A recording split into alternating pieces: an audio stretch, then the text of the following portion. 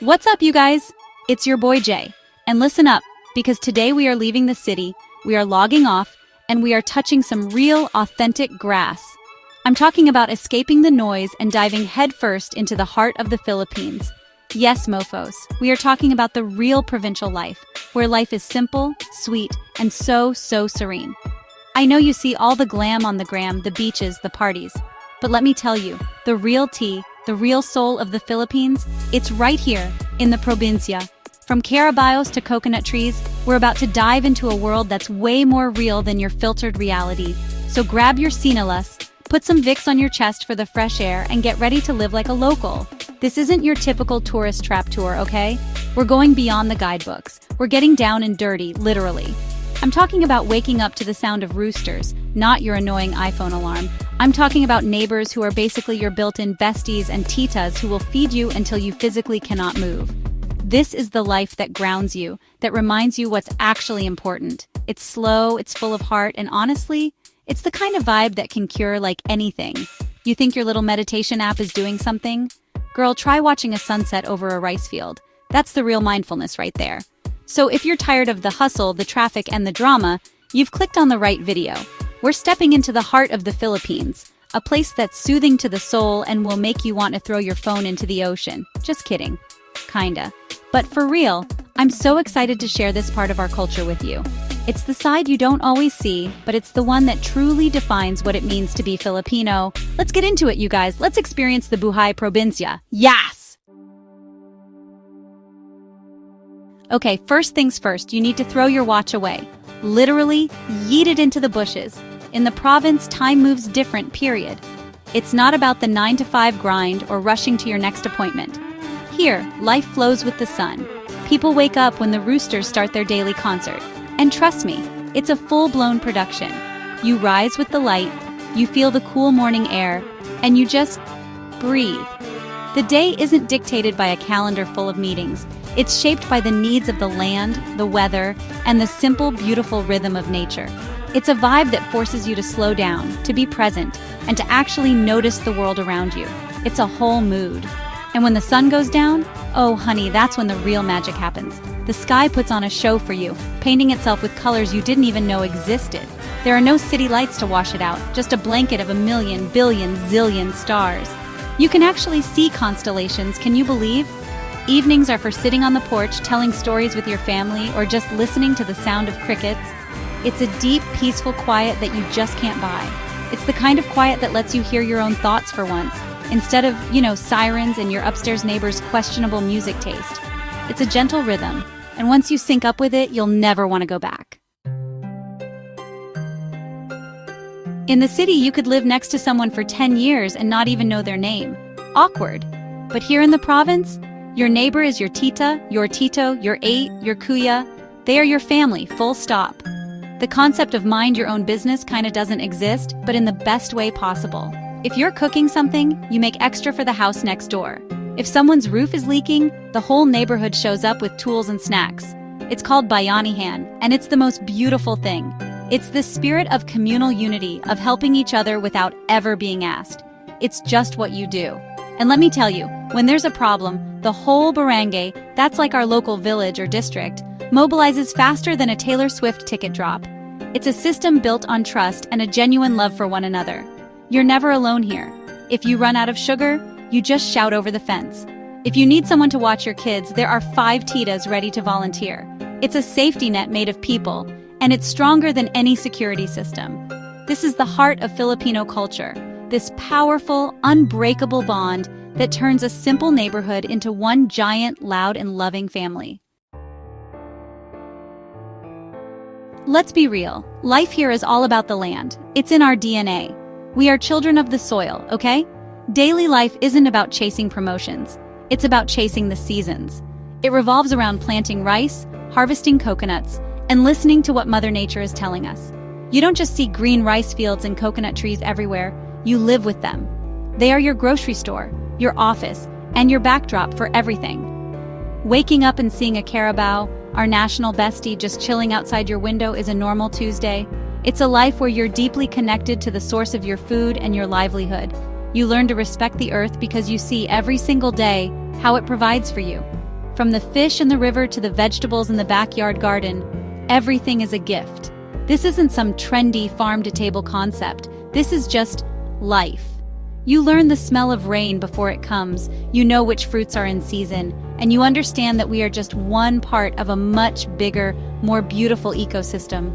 It's a humbling and grounding experience. You're not just living on the land, you are living with the land.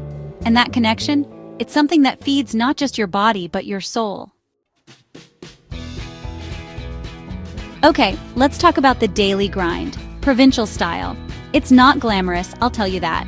You might have to fetch your own water from a well or a communal pump. Yes, with a bucket. It's an arm workout, honey. And laundry day? Forget your fancy washing machine. We're talking about hand washing clothes in a basin, and maybe smacking them against a rock to get the dirt out.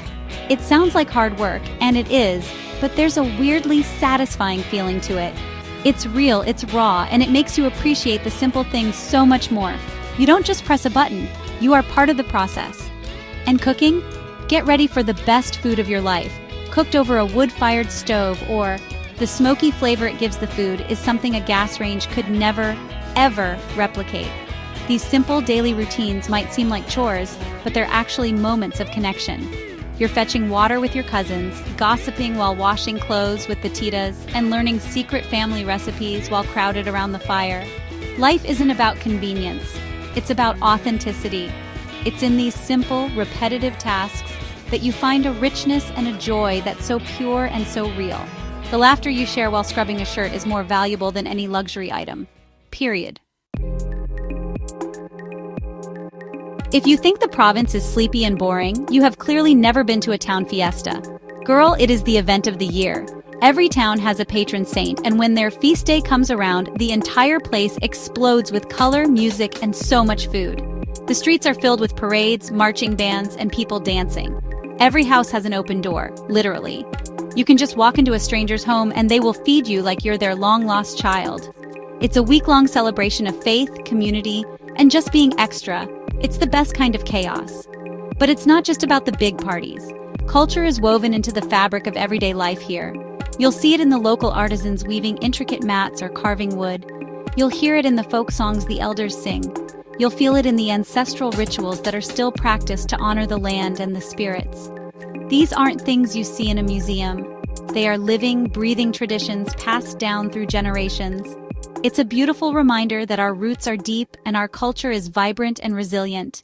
It's what gives each town its own unique flavor and its own powerful story. Let's talk about money, honey, because one of the best things about provincial life is that your wallet can finally take a breath. Life is just so much more affordable. You're not paying insane rent for a tiny shoebox apartment. Your food comes from the backyard or the local market, not some overpriced organic grocery store. A whole meal can cost you less than a cup of coffee in the city. It's a different world. Of course, the salaries are generally smaller, but you don't need as much to live a full and happy life. It's not about accumulating wealth. It's about having enough. This leads to a more self-sustaining lifestyle. People are incredibly resourceful. They grow their own vegetables, raise their own chickens, and can fix almost anything with a piece of wire and some determination. There's less pressure to keep up with the latest trends because life isn't about what you have, but who you are. The focus shifts from consumerism to community, from material possessions to meaningful relationships. It teaches you that a rich life has very little to do with how much money is in your bank account. It's about having a full belly, a roof over your head, and a community that loves you. That's the real wealth. Now don't get it twisted. It's not like the province is stuck in the 1800s. Oh no, honey.